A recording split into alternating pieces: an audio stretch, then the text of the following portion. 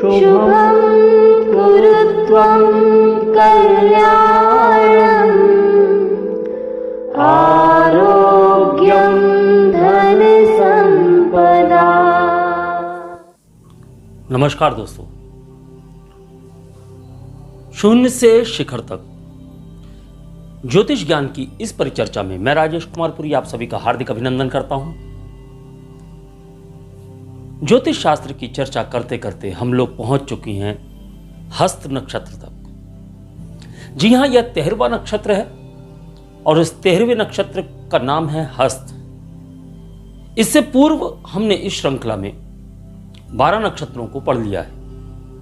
साथ ही साथ हम 5 राशियों को यानी कि सिंह राशि पर्यंत हम विस्तार से जान चुके हैं और भावों में हम लग्न और धन भाव को विस्तारित रूप से पढ़ चुके हैं।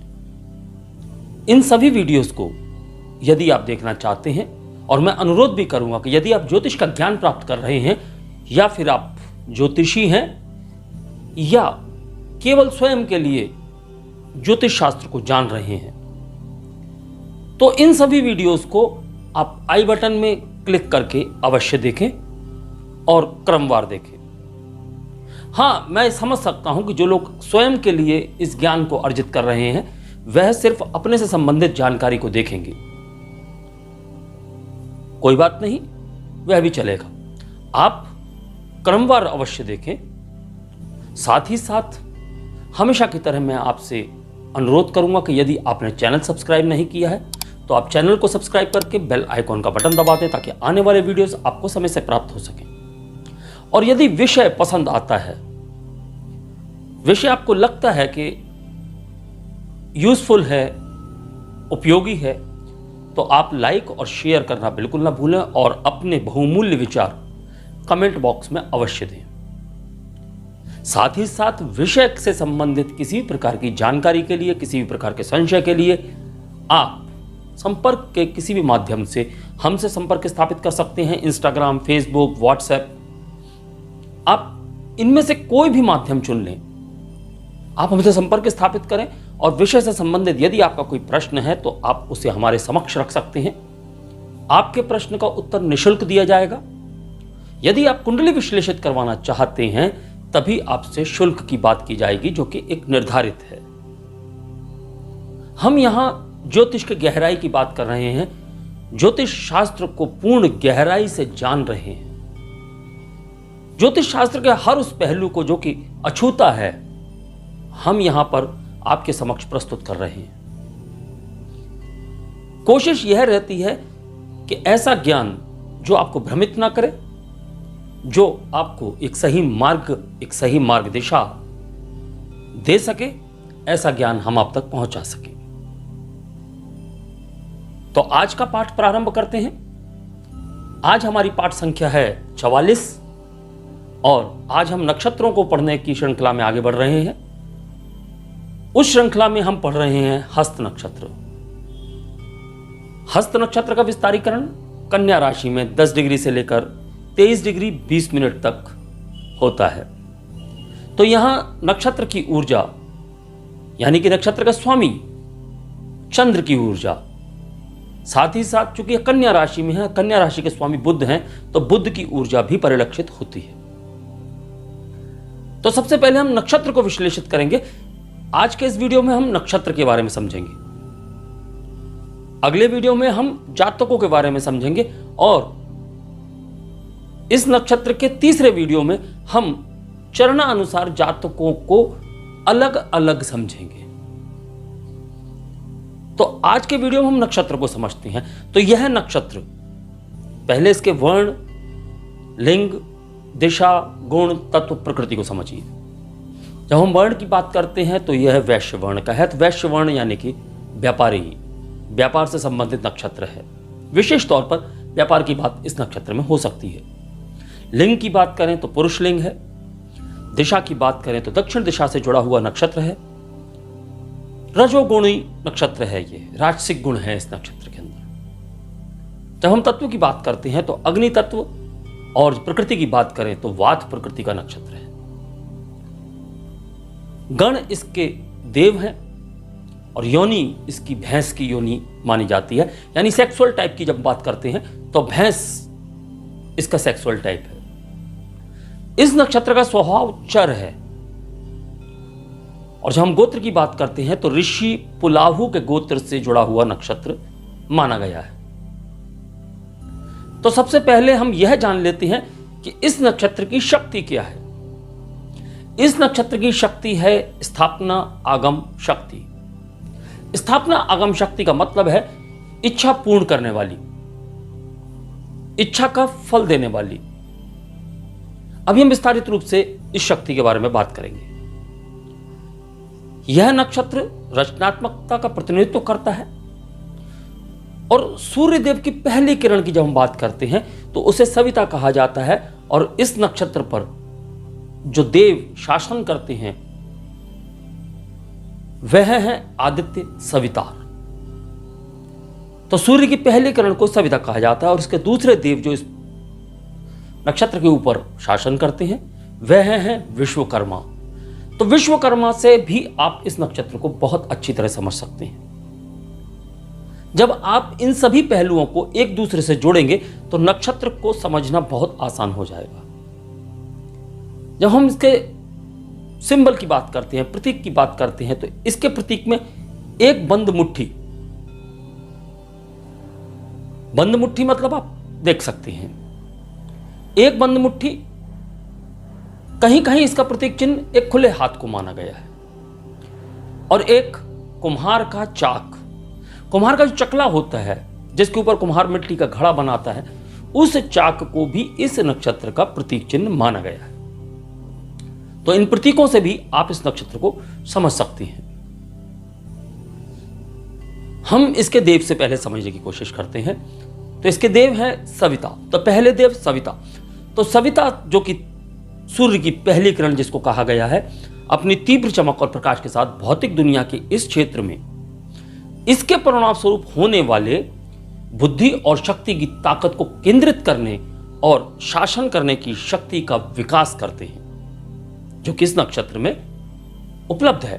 अब सविता की बात हो रही है तो सवितार से इसमें हास्य पैदा होता है। सविता हास्य से जुड़े हुए हैं। सविता प्रसव में जो सेवा होती है उससे जुड़े हुए हैं। सविता हीलिंग से जुड़े हुए हैं, यानी कि लोगों का उपचार करने की क्षमता है, उससे जुड़े हुए हैं देव सविता, आदित्य सविता। और दूसरे इसके देव हैं विश्वकर्मा। तो विश्वकर्मा से आप समझ सकते हैं विश्वकर्मा निर्माण के देवता हैं, कला के देवता हैं। तो निर्माण और कला जब इस नक्षत्र के साथ जुड़ जाती है तो इस नक्षत्र में निर्माण और कला के गुण भी उपलब्ध हैं। अब इसकी एस्ट्रोनॉमी की हम बात कर लेते हैं। एस्ट्रोनॉमी में इसके अंदर 5 तारे आते हैं। ये खुले हाथ की तरह 5 तारे, 5 चमकते हुए तारे जिनके नाम है अल्फा, बीटा, गामा, डेल्टा और एप्सिलॉन कॉर्बी, जिन्हें द क्रो के नाम से भी जाना जाता है। और जब प्राचीन समय में ऋषियों ने आकाश की ओर देखा था तो यह नक्षत्र उन्हें एक हाथ की 5 उंगलियों के समान दिखाई दिया, इसलिए इस नक्षत्र का नाम हस्त रखा गया। हस्त यानी कि हाथ। तो इस प्रतीक चिन्ह से अगर आप समझ जाएं, यह हाथ जब बंद होता है तो दृढ़ संकल्प की बात हो सकती है, दृढ़ता की बात हो सकती है, और लोभी में मौजूद जो कब्जा करने की प्रवृत्ति होती है उसकी बात भी इस नक्षत्र में हो सकती है। दृढ़ निर्णयों से कार्यवाही पर ऊर्जा को केंद्रित करने की जो बात होती है, ऊर्जा को केंद्रित करके लक्ष्यों को प्राप्त करने की जो बात होती है, वह इस नक्षत्र में होती है। यह जानना कि कैसे करना है से जुड़ी जो मानवीय क्षमताएं हैं, जिसके माध्यम से मनुष्य अपने आसपास की दुनिया को नियंत्रित करने के लिए और वस्तुओं को निर्माण करने के लिए, यानी कि दुनिया को नियंत्रित करने के लिए जिस प्रकार से वस्तुओं का निर्माण करता है और प्रबंधन करता है, वह इस नक्षत्र से जुड़ा हुआ है। ऐसी दयालुता जो दूसरों तक पहुंचने में, उनकी मदद करने में आपकी इच्छाओं को प्रकट करती है, वह इस नक्षत्र से जुड़ी हुई है। हम बात कर रहे हैं स्थापना आगम शक्ति की। तो स्थापना आगम शक्ति यानी अपने हाथ की हथेली में अपनी इच्छा की वस्तुओं को प्राप्त करना, यानी कि आपको वह प्राप्त होना जिस वस्तु की, जिस कार्य की इच्छा है आपकी, तो वह आपकी हथेली में प्राप्त हो जाना, ऐसी जो शक्ति है वह स्थापना आगम शक्ति के द्वारा व्यक्त की जाती है। अब यह नक्षत्र परिणामों पर ध्यान केंद्रित करने की जो विशेष प्रवृत्ति है उसका प्रतिनिधित्व भी करता है। चूंकि हमने हाथ की बात की, हस्त इसका नाम है, तो हाथ से जुड़ी हुई कलाएं जो हैं, हाथ से की जाने वाली कलाएं हैं, उनका प्रतिनिधित्व करता है और हर उस कार्य का प्रतिनिधित्व करता है जो कि हाथ से किए जाते हैं।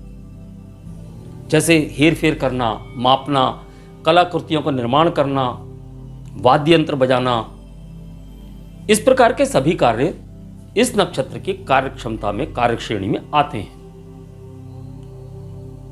तो हस्त की बात होती है यानी कि हाथ की बात होती है। अब हम जब कुम्हार के चकले की बात करते हैं, कुम्हार का चाक, तो चाक को जब हम गौर से देखें तो काल चक्र का पहिया भी कुछ इस प्रकार का होता है। तो यहां काल चक्र की समय की बात भी होती है। काल चक्र में समय की बात से मतलब है कि यह नक्षत्र व्यक्ति को समय का पाबंद बना सकता है और बनाता भी है। जब हम जातकों का विश्लेषण करेंगे तब आप इस बात को बहुत बेहतरीन ढंग से समझ पाएंगे। यहां चूंकि हम नक्षत्र का विश्लेषण कर रहे हैं तो हम नक्षत्र में यह बताना आवश्यक है कि यह नक्षत्र प्रतिनिधित्व किस चीज का करता है। हां, आपको हो सकता है कुछ बातें समझ में ना आए, क्योंकि मैंने जैसा कि पहले ही कहा कि हम उन अछूते पहलुओं को यहां आपके सामने प्रस्तुत कर रहे हैं जो कि आज तक किसी ने आपके सामने प्रस्तुत नहीं किए हैं। कई लोगों को ऐसा लगता है कि यह शायद बेकार की बातें हैं, लेकिन याद रखिए कि एक वीडियो में नक्षत्र के बारे में आपको पूर्ण ज्ञान देना, अगले वीडियो में जातकों के बारे में पूर्ण ज्ञान देना, अगर आप दोनों वीडियोस को पूरे मनोयोग से देखते हैं तो जातकों को समझना आपके लिए बहुत ही आसान हो जाता है, क्योंकि पहले नक्षत्र को समझना आवश्यक है। जैसा कि पिछले दिनों हमारे एक दर्शक शायद या तो विषय को नहीं समझ पाए या उन्हें विषय में मजा नहीं आया, तो दोस्तों मैं यहां मजा देने के लिए नहीं, आप तक अपना ज्ञान पहुंचाने के लिए खड़ा हुआ हूं। एक सच्चा ज्ञान मजा देने के लिए YouTube पे बहुत हैं, मजे वहां लिए जा सकते हैं। इसलिए आप यहां ज्ञान को एक क्रमबद्ध तरीके से पाएंगे, क्योंकि पहले नक्षत्र को समझेंगे, फिर उसके बाद हम जातकों को समझेंगे, फिर जातकों को हम अलग अलग कैसे समझते हैं वह हम चरणानुसार समझेंगे। अब इस नक्षत्र में हमने जातकों को प्रतीक अनुसार समझ लिया, शक्ति अनुसार समझ लिया। अब चंद्र और बुध, इन दो ग्रहों की पूर्ण ऊर्जा इस नक्षत्र में प्राप्त होती है। तो यह क्या करेंगे? तो चंद्र जो है इस नक्षत्र में ममतत्व डालता है, करुणा की भावना डालता है, दयालुता डालता है, और बुध इस नक्षत्र में व्यापार की भावना डालता है, व्यवहारिकता डालता है, कला डालता है। तो चंद्र और बुध की ऊर्जा को भी इस नक्षत्र में बहुत आसानी से समझा जा सकता है। अब इस नक्षत्र से संबंधित जो कार्य होते हैं, जो व्यवसाय होते हैं, हम आज भी उसकी चर्चा करेंगे और जातकों वाले सेक्शन में भी हम उसकी चर्चा करेंगे और वहां थोड़ा विस्तार से आपको इस चीज को समझाएंगे। तो इस नक्षत्र से जुड़े हुए कार्यों में शिल्पकार होते हैं, कलाकार होते हैं, लेखक होते हैं, शिक्षक होते हैं, स्वास्थ्य संबंधी कार्य करने वाले स्वास्थ्य कार्यकर्ता हो सकते हैं, स्वयंसेवी होते हैं यानी एनजीओ से संबंधित कार्य करने वाले, जनसंपर्क अधिकारी और जनसंपर्क कार्यकर्ता भी कह सकते हैं, सलाहकार होते हैं, विक्रेता होते हैं, नेटवर्क मार्केटिंग करने वाले, नेटवर्क में काम करने वाले और आयोजक। अब इस नक्षत्र की यदि हम प्रेरणा की बात करें तो इस नक्षत्र की प्रेरणा मोक्ष होती है। हम अगर हिंदी कैलेंडर के अनुसार इस नक्षत्र को तिथि और महीने को समझने की कोशिश करें तो इसकी तिथि होती है दोनों पक्षों की द्वादशी तिथि, यानी 12वां दिन। और अगर हम महीने की बात करते हैं, चंद्र मास की बात करते हैं, तो चैत्र मास के प्रथम 9 दिन इस नक्षत्र से जोड़ के देखे जाते हैं। अगर इस नक्षत्र में जो शुभ कार्य होते हैं उनकी बात करें तो किसी प्रकार का रिपेयरिंग का काम, हाथ से किए जाने वाला कोई भी काम, या यूं कह लीजिए किसी शिल्प की शुरुआत करना, कोई शिल्प कला सीखने का कार्य करना, वह भी इस नक्षत्र में शुभ माना जाता है। और अशुभ की बात करते हैं ऐसे कार्यों की जो हमें इस नक्षत्र में नहीं करने चाहिए, यानी कि चंद्र जब इस नक्षत्र को गोचर कर रहा है उस समय पर हमें कौन से कार्य नहीं करने चाहिए, तो उसमें सबसे महत्वपूर्ण है रात्रि में किए जाने वाले कार्य इस नक्षत्र में नहीं करने चाहिए, क्योंकि इस नक्षत्र का स्वामी चंद्र है।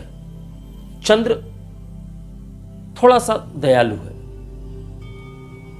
और जब हम इसकी बात करते हैं विश्वकर्मा इनके देव हैं, तो हम वह सभी कार्य जो कि निर्माण से संबंधित हैं वह इस नक्षत्र में शुभ होते हैं। हाथ की बात करें तो इसका प्रतीक चिन्ह हाथ, जैसा कि मैंने आपसे कहा था खुला हुआ हाथ भी इसका एक प्रतीक चिन्ह है।